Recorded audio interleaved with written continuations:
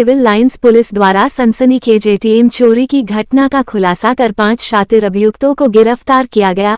कब्जे से अवैध शस्त्र, घटना में प्रयुक्त कार व 3,08,300 रुपये नकद आदि बरामद किए जाने के संबंध में पुलिस अधीक्षक नगर मुरादाबाद की बात। देखिए, जैसा कि आप सभी अवगत हैं, 25/26 नवंबर को एक सनसनीखेज वारदात हुई थी, जिसमें थाना सिविल लाइंस के क्षेत्र में एक पंजाब नेशनल बैंक के एटीएम को कुछ बदमाशों के द्वारा वहां से रिमूव करके, तोड़ करके और एटीएम को ले जाकर अमरोहा जनपद के की के खेत में तोड़कर उसमें से 6,80,000 रुपये जो रखा हुआ था उसको लेकर के और बदमाश वहां से भाग गए।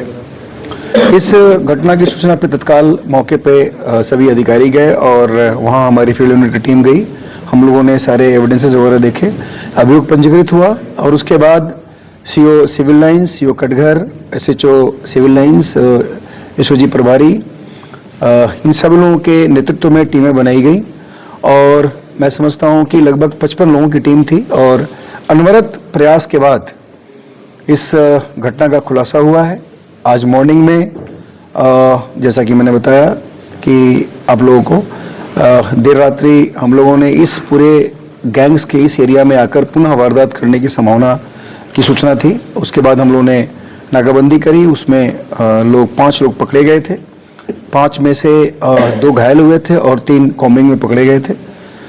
जो तो घायल था उसमें एक का नाम मतीन, दूसरे का नाम तंजीम था और बाकी जो कॉम्बिंग में अरेस्ट हुए उसमें एक जुबैर था, एक हसनैन था और तीसरा नरेश फौजी था।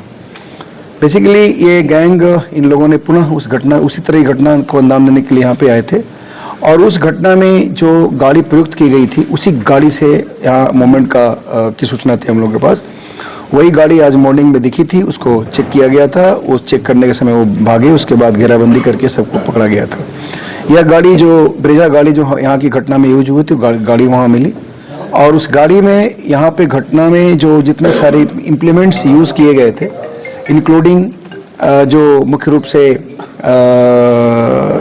पीली टैप जिससे खींचा गया था और बुर्का जो इन लोगों ने पहना था, जिस स्प्रे से इन लोगों ने वहाँ के जो सीसीटीवी कैमरा था उस कैमरे को इन लोगों ने डार्क किया था और बाकी इम्प्लीमेंट्स, गैस कटर वगैरह के जितने सारे चीज़ थे सब लोग, ये सब इनकी गाड़ी से बरामद हुआ है। इन लोगों के पोजीशन से 3,08,000 रुपये बरामद हुए हैं, असलहे बरामद हुए हैं, जिंदा कारतूस बरामद हुआ है और घटनास्थल पे आज कल रात में जो खोखे कारतूस से बरामद हुए हैं। बेसिकली ये 5 तो अभी अरेस्ट हुए हैं आज।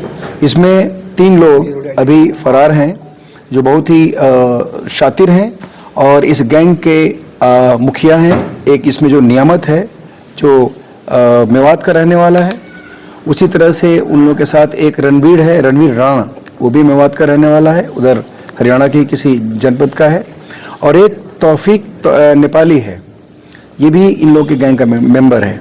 3 अभी इसमें फरार हैं, बाकी 5 को हम लोगों ने गिरफ्तार किया है और इन लोगों के पोजीशन से ये सारी चीज़ जो मैंने आप लोगों को बताई है बरामद हुआ है।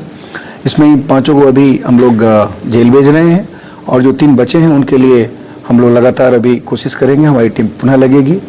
मैं आप लोग को यहाँ पे बताना उचित समझूंगा कि इस टीम ने काफ़ी प्रयास करके 3-4 राज्यों में भ्रमण करके अनवरत मेहनत करके हज़ारों की संख्या में सीसीटीवी फुटेज देख करके इस गैंग को हमने लोकेट किया था और फिर इसके बाद जो हमें ग्राउंड इन्फॉर्मेशन था उसके आधार पर इसके मूवमेंट की सूचना आज यहाँ मिली थी।